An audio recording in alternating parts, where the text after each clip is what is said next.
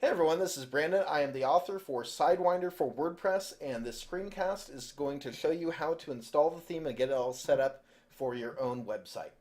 The first thing that we're going to be going over is going to be how to install the theme, how to install the placeholder content, and we're also going to take a quick look at what the site is going to look like at the very start before you've really entered any of the advanced settings for the theme itself. So let's go ahead and dive in here. The first thing that I want you guys to take a peek at is what the theme is going to look like once we get done. Now, chances are you've probably already seen the demo, so you have an idea of what the theme should look like. But just to give you a very quick walkthrough of what these things are, everything over here on the side is going to be a set of pages that could be links or categories or anything that you want. They're all going to be set up from the navigation menu. Then everything inside here, each one of these individual modules is a post. Now, some of them can open up into light boxes, and some of them are going to open up into different, specific post pages with comments. But essentially, this is a blog. Each one of these is a blog post. But obviously, you can use them for anything that you want. So this can also be made to appear as though it's a portfolio or an image gallery. So that's something just to keep in mind. So let's go ahead and dive into the actual installation process. Now, the first thing that I want you guys to know is I'm doing everything from a fresh installation of a brand new blog. I'm calling it testing at this point, but obviously you guys are going to be dealing with something that's very similar. So the whole point of that is that we're dealing with a brand new installation here. So everything that you guys see is going to be something that you guys are going to be dealing with on your side as well. So let's dive in. The first thing I want you guys to do is navigate to Appearance and then Themes. And what we want to do at this point is we're going to go to the Install Themes button, and we're going to hit the Upload button right here, and we're going to browse for our theme. Now, chances are that the folder that you guys download from ThemeForest is going to look something like this. There's going to be a documentation folder, and inside you can find all the different documentation that you guys need for the theme. There's going to be a license folder. There's going to be a resources folder. Inside that, you guys are going to find the HTML files if you want them, some placeholder content, and some of the Photoshop files that you guys can use to create your own custom skins for the theme. Finally, we're going to have the theme files folder. Inside that, we have the www folder and the zip folder. Now, most people are probably just going to want to use this guy right here. It's the quickest way to install the theme, and it's, like I said, it's probably just the easiest way to get started.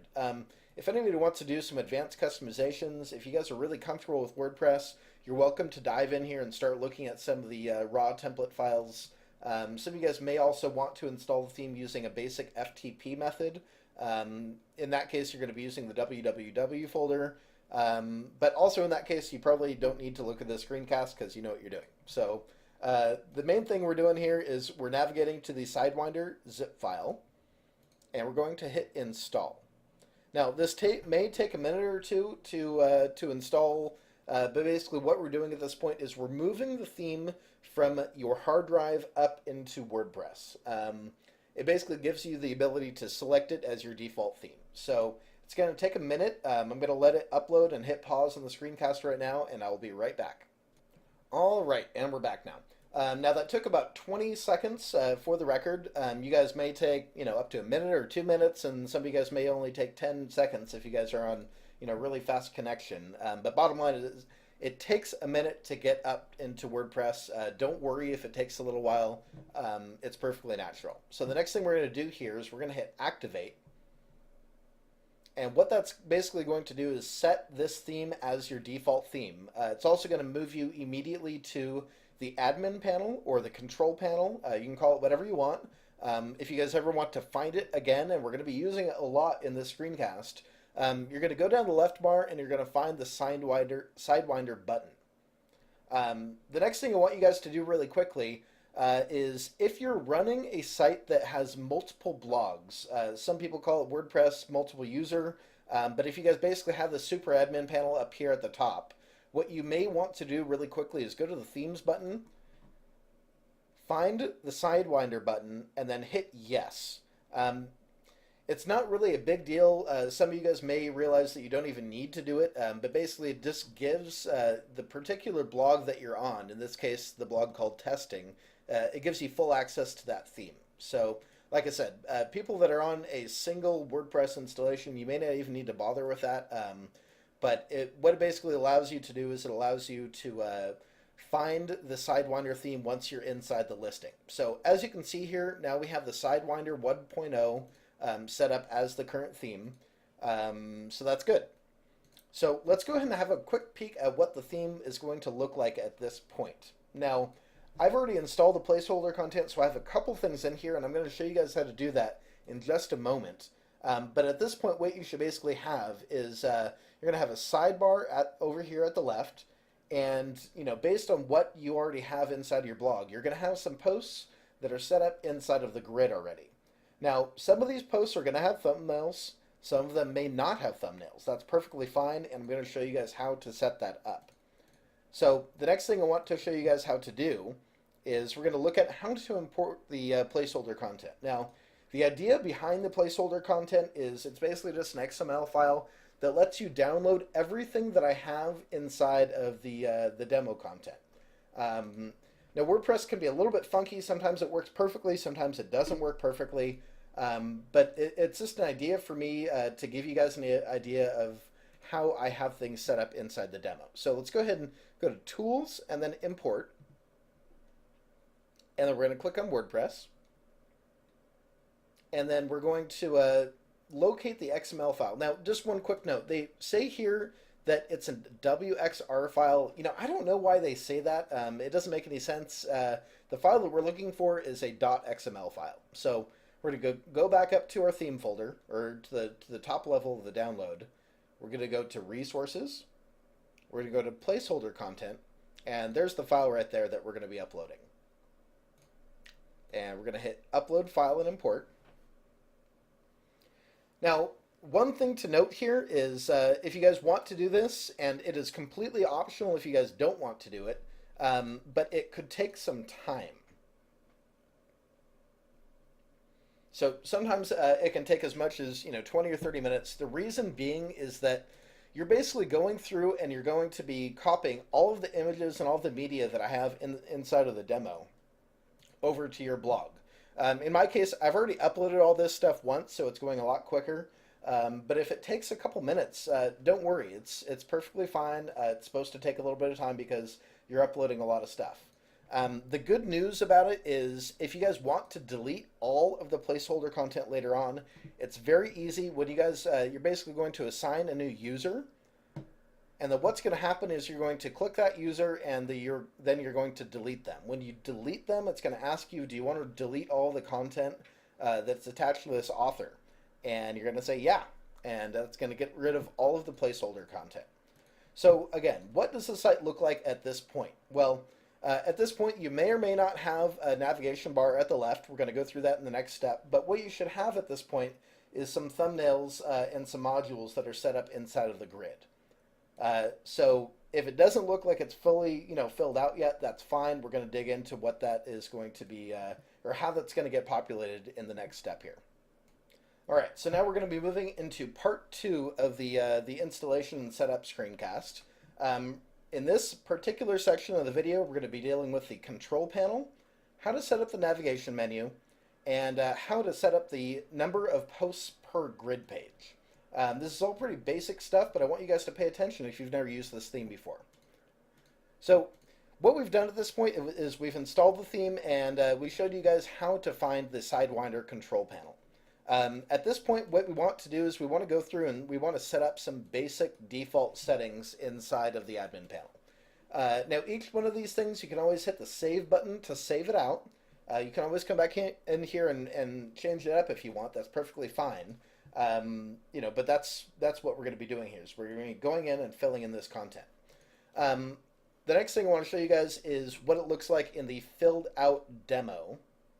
And let me go ahead and quickly set this theme on the demo again.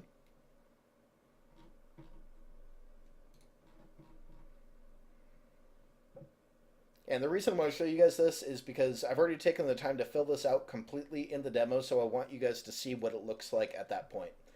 So obviously you can see here the logo URL. All this is a URL. If you guys need to upload your logo, or you don't know how to do it, or you don't know how to FTP it, the easiest way to do it from inside WordPress is to go to Media and then hit Add New. And you guys are basically just going to upload, a photo into, your WordPress installation. So let's pretend that, this right here was our logo. You would hit Open, and then it's going to upload everything for you. And then let's just kind of show you guys how to grab that URL. You're going to copy this line right here. This is the file URL. So we're going to copy that. Now, just to show you guys what happens there, if you put it into a browser bar and hit Enter, that's your logo right there, right? So let's go ahead and go back here. Then we're going to go back to the SideWinder panel. And this is where you're going to put that URL, right? So the next thing that we have is the favicon URL. This is basically just the little icon right here that's going to show up on your browser bar. It's 16 by 16 if you guys read the instructions over here. You can create it in Photoshop or probably some other programs. You guys are welcome to play around with that. The next thing that we have is the QFont font replacement. And this gives you guys a couple different options of different fonts that you can use. Now, that's not used for all of the fonts on the website, so it's not going to affect some things like the basic tag text and some of the paragraph text. But it will affect the titles and it will affect the navigation and stuff like that. So if you guys want to mess with the font, the default font that I'm recommending for the template is Vegger, but obviously you guys can use whatever you want. The next thing that we have is serif or sans serif body font. If you guys prefer to have a different style, you guys can go ahead and play with that. The next thing that we have is the custom CSS. Now this is a unique feature that is specifically designed for this theme. But if you guys happen to know CSS and you basically just want to import your own custom rules, you might want to do that. You would go ahead and place them in here. So let's go ahead and play around with what this might do.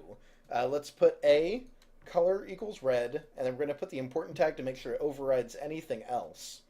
And we're going to hit save. And let's go ahead and have a peek at what that does. And now you can see that all of our links have turned red. Now, obviously, this is a very dramatic example. Like I say, you can always undo it by just deleting it and hitting save again. But if you guys want to, edit the theme itself or the skin of the theme, and you don't really want to go into the raw CSS files or it's confusing or anything like that, the quickest way to do that is to basically just enter in the CSS right here. Okay, and then the final thing that we have here is the post thumbnail placeholder. This is mostly used for some pages and some other stuff like that. But what it does is in some of the archive listings, it looks weird if you don't have the thumbnail, kind of like we have right here. What this does is it should be setting up a fallback thumbnail for in case you don't have a thumbnail. Like I said, it's only used in a couple different places. We might expand it later on in the future. So the next thing we want to look at is the navigation options. Now, we're going to show you how to set up your own menu in the next step here, but what this basically does is it sets up a few of the obscure settings that are directly related to this theme. One is the shuffle link, which when you click it, it basically shuffles everything around on the grid. You're also going to notice that when you go to different pages, there is no shuffle link. The reason for that is because there's nothing to shuffle. There's nothing in a grid over here. So it's only going to show up in the grid pages. So there it is again. Okay. The next thing we're looking at here is the actual text that shows up. So you can make it anything you want. Right now it's shuffle, and it corresponds to the word right here, shuffle. And the next setting we have is the navigation width. Now, I had a big debate on whether or not to even include this because it kind of infringes on the custom CSS field. My thought right here is if you guys want to mess around, with the actual width of the navigation, you're welcome to do it. Just know that you're doing it at your own risk. So if you guys set it, to 600 pixels or something and it looks funky, it's kind of up to you guys to to use some customization techniques to get it perfect. So let's set it really quickly to 300 and see what that does. And you're going to note here that now our navigation is a little bit wider, but what about that background image back there? We would basically need to, reset the positioning of the background image. Now, if you guys read the note that I have in here, it shows you guys how to do this, but I'm going to show you really quickly what it's going to look like when we use the Firebug plugin. So we're going to find the sidebar.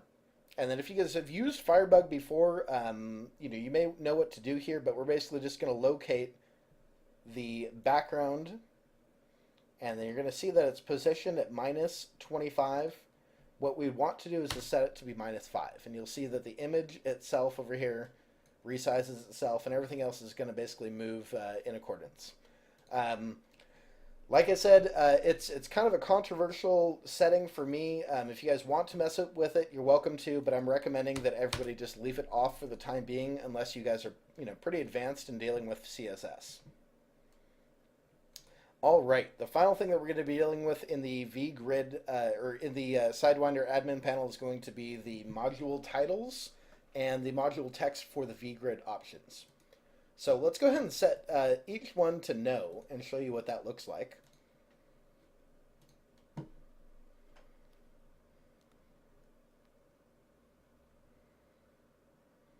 So now we have on each of our modules, there is no text, there are no tags, there are no categories, there's no nothing. Some people may want to use this. Another thing that you can do is you can basically use it for particular pages later on. So let's go ahead and go back to the default, which is going to be either tags or categories, and yes on the module titles. And we're going to hit refresh, and you're going to see that those are immediately turned back on. All right, so that covers the basic control panel. If you guys are using a later version of this, just keep in mind the screencast is for version 1.0. So if we make changes to the admin panel, chances are I'm probably not going to go back and record this entire screencast again, but I'll be sure to let you guys know what the new things are and how to use them in the future. So the next thing that we're going to be dealing with, like I said on this thing right here, is the navigation menu. So how do we set that up? Well, we're going to go to Appearance, Menus, and you're going to notice here there's a big interface that's set up basically to help you build a menu. This is something that's built by WordPress, so they may change it in the future, but basically the theme is designed to work with this system. So what you need to do here is you're going to need to set up a menu. So you're going to hit the plus button because you probably don't have this one right here. So you're going to hit the plus button, you're going to give it a title, and you're going to hit the save button. The next thing you're going to do is you're going to go down here, and you're going to see these different modules down here for how to add links on the right side. Now this is your menu on the right side, and basically you're going to click a couple of these, and then you're going to hit Add to Menu, and it's going to add them over here, and you can basically click and drag them to change the ordering. You can indent them and unindent them to create pages and subpages and stuff like that. And you can even add custom URLs. So if you wanted to link to, say, google.com, you would give it the label of Google, give it the URL of Google, hit Add to Menu, and it's going to add it right here. You can always go back in and you can edit it, but now you theoretically have a link to Google in your menu. So let's go ahead and hit save and show you what that looks like really quick. And the other thing to note is your theme may do it by default right here, but you need to set the primary navigation to your primary menu. And the primary menu text obviously corresponds to what's right here. So just make sure that you set this up, and then hit save right here to make sure that it applies it to your theme. And now let's go over here and look at it. Now remember, we added a link to Google, so now, in theory, we should now have a link to Google, as you can see. I'm not sure why you would want that, but that's to show you guys how you could do it. So let's say you want to remove that link. We're going to open it up and we're going to hit remove. We're going to hit save. We're going to hit refresh. All right, and now you no longer have a link to Google, which is good. All right, so the next thing we're going to show you guys how to do is how to set up the number of posts per page. Basically, how that works, it's not inside of the actual SideWinder control panel. What you want to do is you want to go to Settings, go down to Reading, and right here you can see the blog pages to show at most. Showed 20 posts, so let's set it to 5. And see what that does. We're going to hit refresh. And now you're going to see you only get 5 different posts, and then you get the ability to go over to the next one. And you can continue kind of going back and forth in this listing. Now, what this is good for is if you guys have hundreds and hundreds of posts and you want them all to be visible, you can hit 100. You could also just limit it to a certain amount to basically, speed up how quickly the grid loads. Obviously, the less posts that you have, the quicker the grid is going to load. The more posts you have, the longer it's going to take to load. I happen to like 20 as a number. It's a good round number. It fits a good amount, and the page still loads pretty quickly. So that's just a quick note on that.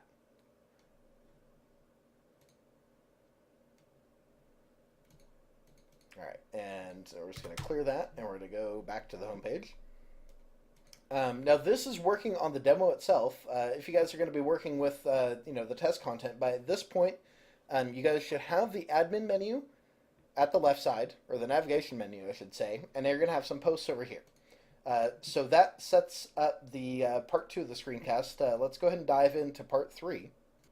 All right, so in part 3 of this screencast, or in section 3, I should probably say, it's going to be how blog posts work, how you guys are going to set up the thumbnail, and how tags and categories work. Now, I'm kind of assuming at this point that you guys have a basic cursory understanding of WordPress, that you understand the difference between, say, posts and pages. If you guys don't know that stuff, there's lots of videos online. I highly recommend that you go out and find them. Because it's just going to take too long in the screencast to dig into all that stuff. But assuming that you guys know the basics, let's dive into how posts work. So, as I said earlier in the screencast, each one of these modules on these pages is a blog post. So inside this listing, you have a list of blog posts. And let's pick one that has a thumbnail. So I'm going to pick, the title is Lightbox Example.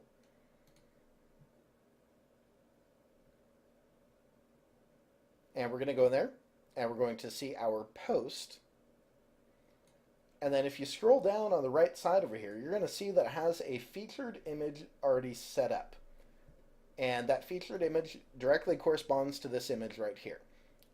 This is called the thumbnail. It's called the post thumbnail. It's called a couple different things inside of the WordPress system. But what you need to do is you need to set it up if you want to have each module to have an image. It's pretty darn quick. It should size itself, accordingly, but you guys need to do it. So let's go through how to do that. I'm going to pick this post called Video Example, and I'm going to show you how it's done.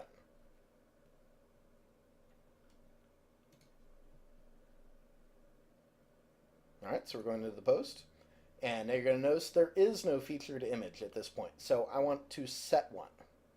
So we're going to click Set.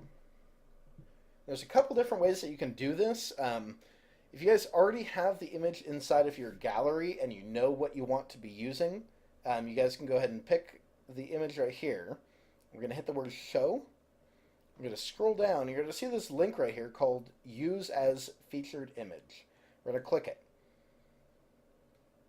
And you're going to notice now we have one. And if we hit refresh on this, we should have a new thumbnail. And we do. So that's good. But what if the image isn't already inside of WordPress? Well, how do you get it up there? It's kind of similar. You guys can use this link right here, or you can also use the link down below. But let's go ahead and show you what this looks like. It's basically the same thing that we use for the logo. It's going to be select files. You're going to browse to your computer.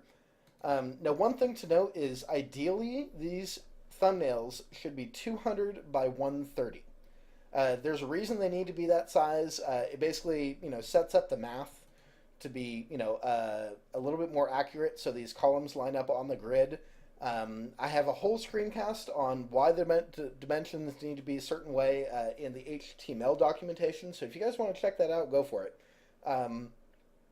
But all you guys need to really know right now at this point is all of the images should be 200 by 130. And that's just the safest way to do it. Later on, if you guys want to mess with, alternate image sizes and that kind of stuff, you're welcome to it. Just keep in mind that there's a little bit of tricky math going into it. So if you can keep the sizes uniform, you're probably going to be better off. All right, so the next thing to note is it's pretty basic, but how tags and categories work. Now, inside the demo, if you guys remember, basically we have the option to list tags or categories here. But how do we get those in there?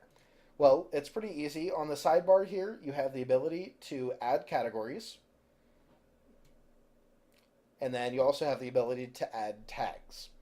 So that's how those get set up. And then, like we said, inside the admin panel, you have the ability to determine, how those get set up inside of the actual system.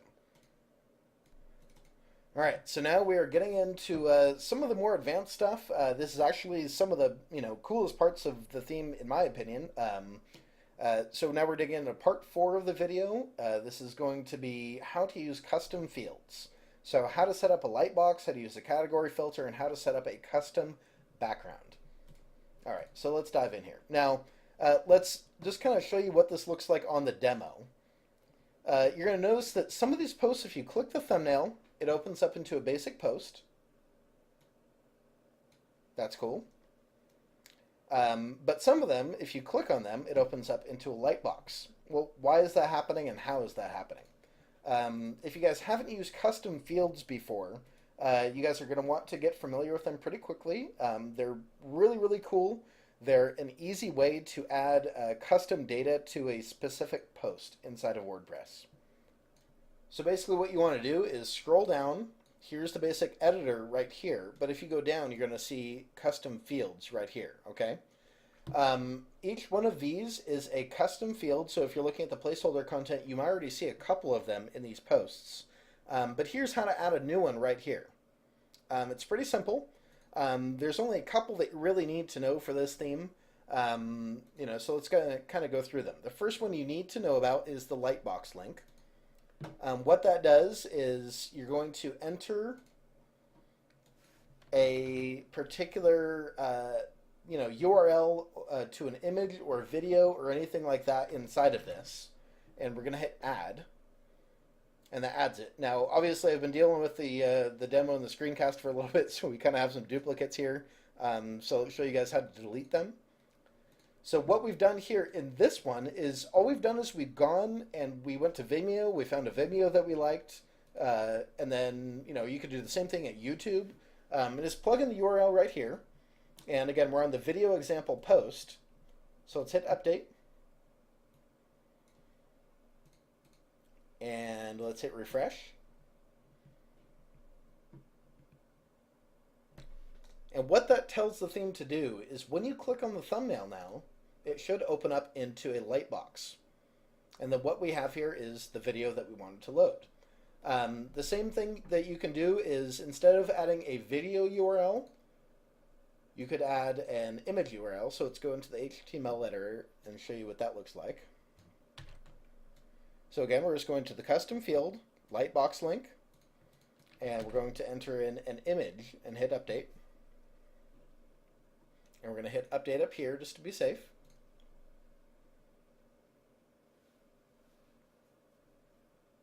And then we're going to hit refresh. And now when we click on that button, it opens up an image instead of a video. So that works out pretty good. The next thing I want to show you guys how to do is how to set up a gallery. Inside the demo, what this looks like is right here. We're going to click on the gallery lightbox example and click on the thumbnail, not the text. And what it does is it opens up a gallery. So you actually have these right and left arrows, and then you have some thumbnails down below. The cool thing is you can actually add some videos in there if you want. You can do quite a bit with this. But what it does is, if you guys, basically just want to load up your lightbox directly from the grid, that's how you're going to do it. So how does that work? Well, let's go down to the gallery lightbox example. And again, we're talking about basically just using some custom fields to manipulate the data. The first thing I want to do is there's no featured image inside of this testing theme yet, so let's set one. And again, we're hitting show, and then we're hitting use as featured image. And now we have a thumbnail. Okay, so what's going on over here? What we've done is the first, well, let's delete a couple of these redundant ones first. Okay, so check this out. The first custom field that we added was the lightbox link. That is the very first link that pops up when you click on this. So the lightbox link is always going to be this one. If you want to add additional images, all you have to do is add this new custom field that's called the lightbox gallery link. And basically you want to think of this basically as kind of like a +1. So every time you want to add a new image to the gallery, you're going to add a new custom link for this. It's going to click it. It's going to add another one right up here. And now you can see we have one lightbox link for the first one, and then we have 1, 2, 3, 4 additional links for the gallery. So let's hit update. And I've been messing with the demo a little bit, so I'm hoping this is going to work perfectly. It should work perfectly for you guys because you're not dealing with the redundant content. So again, we're just going to click on the lightbox thumbnail, and you're going to see that we have the initial one that we loaded, and then we have 1, 2, 3, 4, like we said.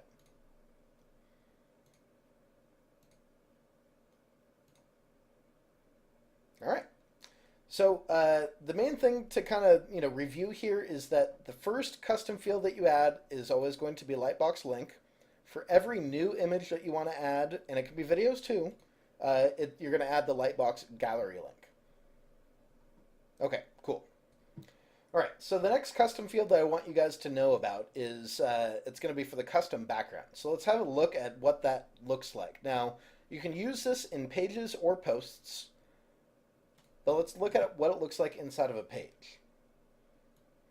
So if you guys can see, there's a custom background for this particular page. You can see it again in this one. See how there's a custom background image behind everything else? Perhaps this one right here would be a little bit more clear. Let's go to the blank template. And you can see we have a custom image back here. So how is that happening? How are we doing it? Go ahead and resize this really quickly. Okay, so how's it working? What we want to do is we want to go into our post, or let's do it with a page just to show you guys what that looks like. All right, so let's go to features because I know that we have one in there and I can show you guys exactly what it looks like. And what we're going to do, again, we're going down here to custom fields. And again, we're dealing with redundant data once again. Again, you guys won't have to deal with that kind of stuff. Basically, for every one custom field, you want to have one value. And, because we're recording the screencast, I'm doing it over and over. It's happening over and over again. So if you guys do that in yours, just make sure to hit delete so you just have one. So, okay. How do we do this? We go to custom background image is the name of the custom field that we're adding. And then you basically just want to add an image in here. And they're going to hit add, right? In our case, it's going to add a second one. That's fine. We'll just go ahead and delete the first one. So what does this image have to be? I recommend that it's a really big image. If you guys note right here, the image itself is like 1920 by 1080. It's an HD image. What that means is if you're on a really, really big monitor, it's still going to span the entire width. If you guys use a smaller image, it's still going to repeat. It just may look a little bit funky, unless you guys are using something that's meant to tile, like a pattern or something like that. But basically what this does is it's going to set a custom background image for only this post. So now that we've done that, let's go ahead and show you what this looks like. We're going to hit update. And I think we need to add this to the menu.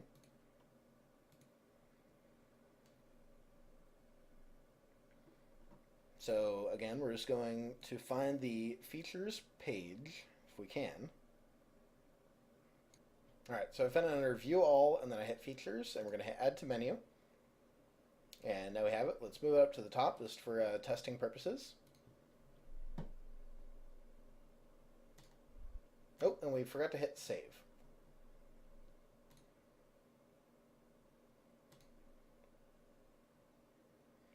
All right, so now when we go to the features page, you're going to notice that we have a custom background image. Now, we don't have any widgets set up. We're going to go into that in the next section.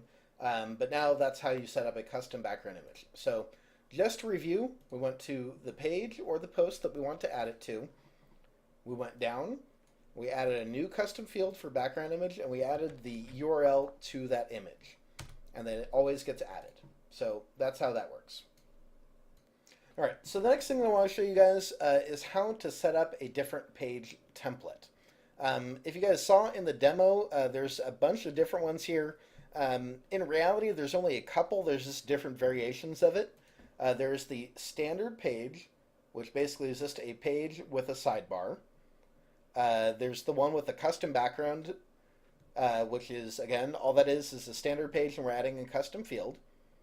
There's the blank page, which is, really cool if you guys just want to have like one big graphic. Maybe it's for like a flyer or a poster or something like that. You can set it up that way. There's the full width, which basically is a page that does not have a sidebar. There's the image gallery, and all this is a standard page that we have inserted in image gallery to. Same thing with the full width image gallery. And then we have the two different blogs, which is where it kind of gets interesting here.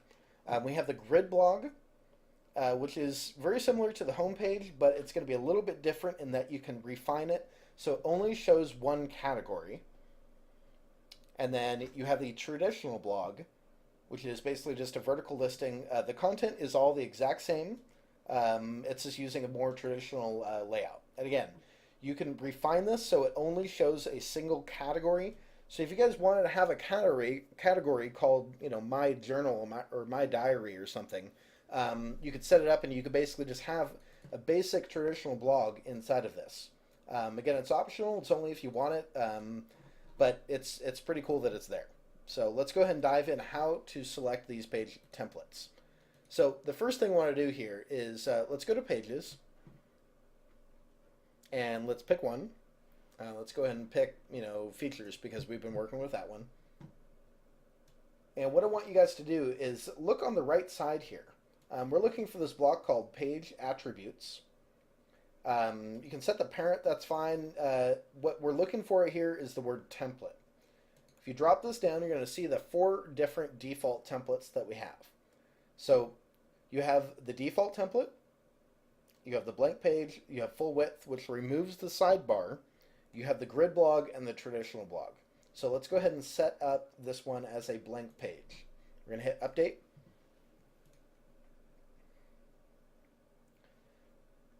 And we're going to hit Features again. And now we have no content whatsoever. Again, you're going to notice that we have the custom background image, but we don't have any content because we're using the blank template. The other templates should be pretty self-explanatory. If we hit full width, you guys are going to get the full width template. Obviously, the content that's going in is the same as the content that's in here. You guys can use visual or HTML. It's up to you. Let's show you guys what the traditional blog looks like. Now, an interesting thing to note here is if you pick either of the 2 blog templates, you guys aren't going to get any of the content that's inside of here. This is all going to be invisible. The reason for that is because the blog templates are set up to act as blogs. They're not set up to show any of the page data.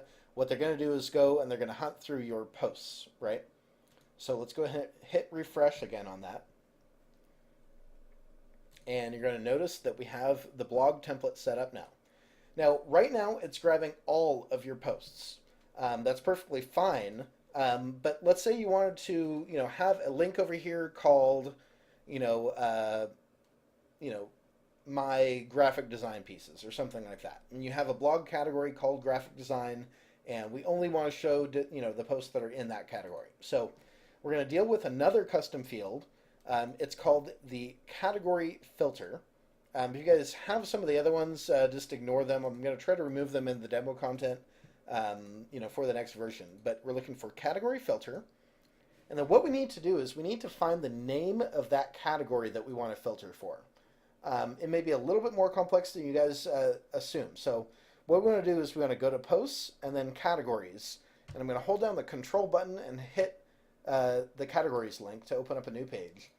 And you're going to notice all your different categories. I happen to have like 15 of graphic design. The reason for that is because, again, we're dealing with the redundant content and all that kind of stuff.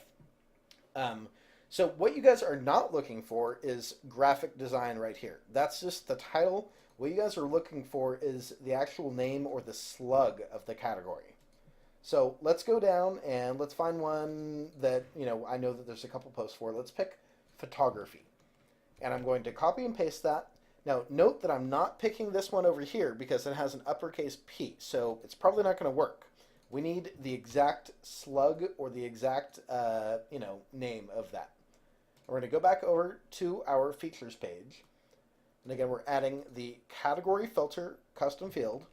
And for the value, we're entering the word category or photography because that is the name of the category. And we're going to hit add custom field. And we're going to hit update. Now, right now, you're going to notice that we're seeing posts in all the different categories. And when we hit refresh here, we should only have posts that are inside of the photography category. So yeah, so now we have effectively filtered the entire blog page for one category. Unfortunately, the system isn't complex enough to handle, say, 2 categories, but for 99.9% of the people out there, you guys are just going to want to be able to set up an individual page for a single category. So that's how it works. Okay, the same basic idea goes for the grid blog. The only thing that's different is the layout. So there's not too much more I can say about this one right here. Once it hits update, I'm going to hit refresh. And now you're going to see our template is using the grid layout. Again, some of these have the thumbnails, some of them don't. We already went over that stuff. So yeah, that's how that works. And obviously we are filtering for everything that's in the photography category at this point. So that is how that works. All right, so the final standard thing that we're going to be reviewing in this screencast is the widgets. That's the sidebar stuff. So if we go back to the demo, we should note that there's 2 different sidebar areas inside of this theme. There is the left one right here. And one thing to note on the left one is that it doesn't scroll, right?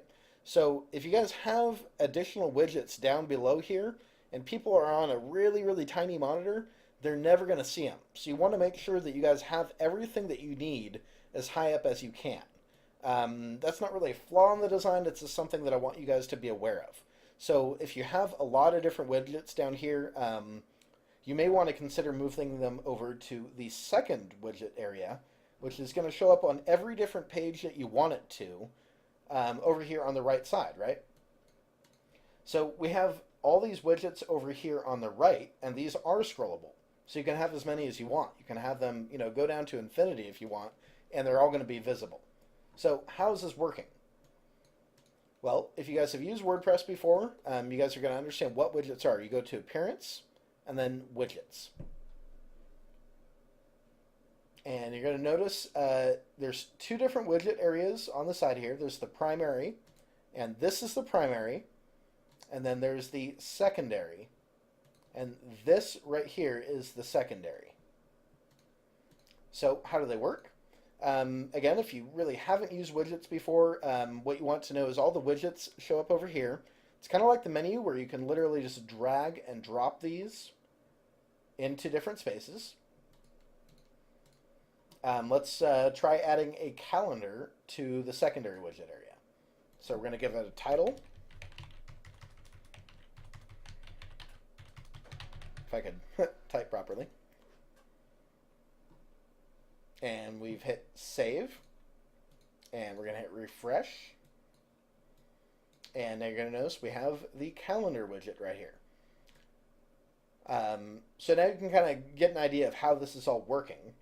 So how did I set up inside the demo? Well, we'll probably go over this a little bit more in the text documentation, but there's a couple things that I have going on. The first thing that I have is this right here, this SideWinder features. What this is showing you guys how you, or what you can do is you can enter custom HTML into this. So we've added a text widget, that's this guy right here, and we've dragged it in, and we're adding raw HTML into this. And what this raw HTML is, if you guys know it on your own, it basically just creates what this is right here, right? So that's one way you can add that. You guys are welcome to go in and copy mine and add your own icons and that kind of stuff. But the whole point of this one right here is to show you guys that you can add the raw code and get it. And then the next two are the two custom widgets that we have built for this theme. The first one is the search widget. All it is some custom formatting, and it creates the search page, or the search widget, I should say. So if you guys want to search for, say, design, you guys are basically going to get a listing. Oh, well, okay. There's no results for design. But basically, this is going to search your blog for a certain set of results. So yeah, and it has custom formatting. The next one is the social widget. This one is a little bit more complex. What you guys basically want to do, right now I just have number signs, but you would want to add, you know, a specific URL in this. And keep in mind that you have to add HTTP and possibly www. And what this is going to do, when you hit save, is it's going to create these little links down here, right? Another thing to kind of note is that we have these also in the right sidebar, in the secondary. Let me show you what that looks like over there. So again, we have the second instance of the social widget. And if it shows up in the secondary sidebar, you also get this little tooltip that tells people what it is. But how does this widget work? Basically, it works where if you do not enter a value, the link will not show up. So you'll see right now we have the delicious profile link. If you hit refresh, because we took out the value, you no longer have the link to delicious. So let's go ahead and add the value again. Again, this is a placeholder. You want to add your own URL into this. And now that we've added it back, you should get it back. Okay, cool. So that's how that works. How the other stuff, or how the other widgets work, it's kind of up to you, to be honest. I created some custom, widgets to go in here. This one right here is all it is an image. You guys may want to go out and find this particular plugin. It's called the Simple Image plugin. What it allows you to do is add an image with some alternate text and a link if you want. And what that basically does is, this right here is an image. That's basically what the image looks like. And there's no title, there's nothing else. It's just an image. So it's pretty cool. The next thing that we have down here is the affiliates. Again, this is this raw HTML that you guys can create in Dreamweaver or anything else that you guys want and drop it in there. And then we have the features. Again, it's raw HTML in this case, but you guys are welcome to drag in any of these other ones that you want. And it should format properly. So that's how the widgets work. All right, so we are entering the sixth and final part of this screencast. We're working on about 50 minutes here, so if you guys are still with me, you guys should be getting a pretty good grasp on how you guys can use this theme on your own, right? What we're going to be dealing with now is advanced customizations, troubleshooting, and where to find help. This is a bit of a controversial topic because I have no idea how many times this theme is going to sell. It could sell one time, it could sell 1,000 times. The problem is if it sells 1,000 times and there's 1,000 people asking questions, it gets a little bit hard to answer everybody at once. So it can take a week or 2 weeks or even a month to get back to you. I want everybody to know that I do my best to support my products. If I don't answer everybody individually, it just means that I'm working on updates or bug fixes for the theme. I never drop off the face of the earth or anything like that. So if you guys ask a question on the forum or on ThemeForest and I don't answer right away, just please trust that it's because I've read your request and I'm working on a bug fix or something like that. It makes a lot more sense for me to spend time on maintaining the theme as opposed to answering people individually. But like I said, I will do my absolute best to get to everybody that I can. So if it doesn't happen, I request that you be polite and don't get mad. And if it does happen, cool. I'm glad that I can help you guys out. So how do we actually make some customizations of this theme? Now, we looked at the first and the easiest way to do it, which is going into the SideWinder menu, going down, and we located this custom CSS, right? Well, that's the easiest way to do it. The next thing you guys are going to want to know how to do is how to use the Firebug plugin. Now, I mentioned this earlier. You guys can Google it if you guys don't have the Firebug plugin. All it is a plugin that latches onto your browser. You guys go ahead and install it. And what it does is it allows you to basically right-click anything on a site and go down and hit Inspect Element. And you guys are going to notice down here, you get this new little module. On the left, this is the raw HTML. And if you guys notice, it highlights things as I roll over it. So if I roll over the sidebar, it highlights the sidebar. The blue right there is the sidebar itself. The yellow on the right is the margin on the right side. So let's click on that. And you guys see on the right side here, this is the CSS. So we have HTML on the left, CSS on the right. And what we can do is we can mess with the width and all that kind of stuff. Let's set the sidebar to be 400 and break it. So you're going to notice now that the sidebar itself, I may need to open this up a little bit. You can kind of see it behind there. It became 400 pixels, right? So that's how you mess with it. The main thing to note here is that, well, two things. Number one, you guys can make changes inside of the Firebug plugin, but everything is going to have to get copied either into the custom CSS panel or it's going to have to get copied to the raw CSS files inside of the theme. Now, how to locate those? So let's go ahead and look at what mine looks like. I'm connecting through a basic FTP program. I'm connected to my server. And what you want to do is you want to go to your WordPress installation, go to the WordPress content folder, go to themes, and then find the SideWinder theme. Now, inside here, you're going to find the same files that we had inside of the www folder, right? This is all pretty, basic stuff on the surface, but if you guys start to dig in and you get confused, you guys are probably going to want to go find some of the other resources. So, say for instance, we want to edit something on the single post page. We would hit Open. And this is going to show you that what we get here is the raw code. This is, all, very advanced stuff if you guys haven't used WordPress before. If you guys are WordPress developers and you know what you're doing, I welcome you guys to go in there and look at it. I have done my absolute best to keep everything very commented and very clean. But I want you to note that it's a pretty complex theme, and we're doing some interesting things in here.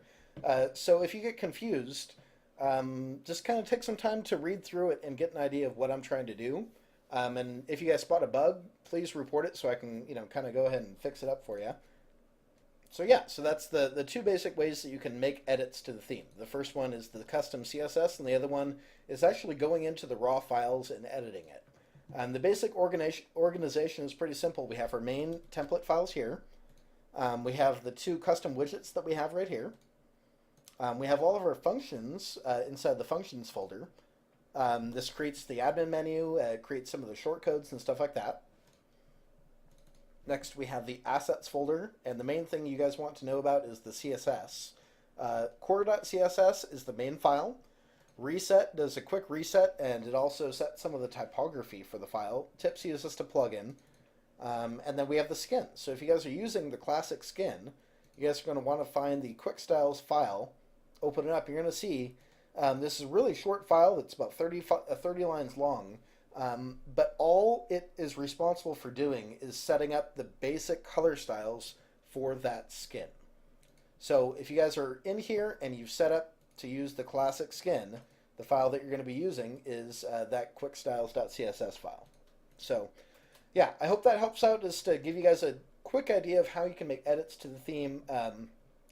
Obviously, it's kind of like opening up a can of worms. If you guys know a lot about WordPress, you're welcome to mess with it. If you guys don't know a lot about WordPress, I kind of recommend that you stay away from it, unless you're really willing to, kind of get your hands dirty and learn some new stuff. All right, so what's the final stuff that I can tell you about? Well, if you guys really need help and you're confused, I highly recommend the WordPress Codex. It sounds kind of sarcastic to say it, but it is the definitive source of all information about WordPress. So if you guys are looking for, how to edit the, loop, you would search for the loop, or say you find something in my code and you're like, I don't know what's going on there, just search for it, and it's going to tell you exactly line by line how that specific feature works inside of WordPress. Another really easy thing to look for is going to be, to search for something in Google. So we're going to search for the loop in Google, and it's going to give you a list of different stuff. Obviously, again, this is all very simple, and I'm not trying to talk down to anybody or anything like that. But we get a lot of questions that's based on some pretty basic stuff. So the first thing that we ask is that you search for it. And then the final two things that I want to tell you guys about is we have a Vimeo page that is basically set up. I think it's Vimeo/MakeDesign. And this is a directory of support videos that we've put together for the various different themes. So what you want to do is basically, kind of go in here, look for albums, for instance, and find the theme that you're going to be dealing with. For instance, we have one for SideWinder. And inside here, right now there's this 4 screencasts. We're going to be adding more later on. But what this does is it gives you some, constant access to any new support videos that we upload in here. I welcome you guys. I encourage you to go and read through them and watch them. It's probably the quickest way to get help or to get more understanding of the theme itself. And the last thing I want to tell you guys about is the support forum. It's support.makedesign.war.com.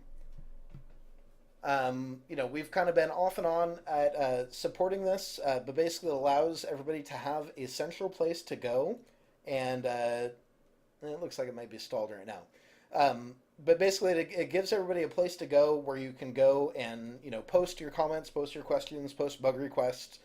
We check back at least once a week. We look at everything, and we use that for our notes when we're going through and building new versions of the theme. So I recommend you guys check out Vimeo, check out the support forum, and hopefully that's going to give you guys everything that you need to set up the theme and use it. If you guys have any other questions after that, feel free to post them on ThemeForest, and we're going to do our best to get to them. So I hope that helps out, and I hope you guys have enjoyed. Have fun using the theme. Bye-bye.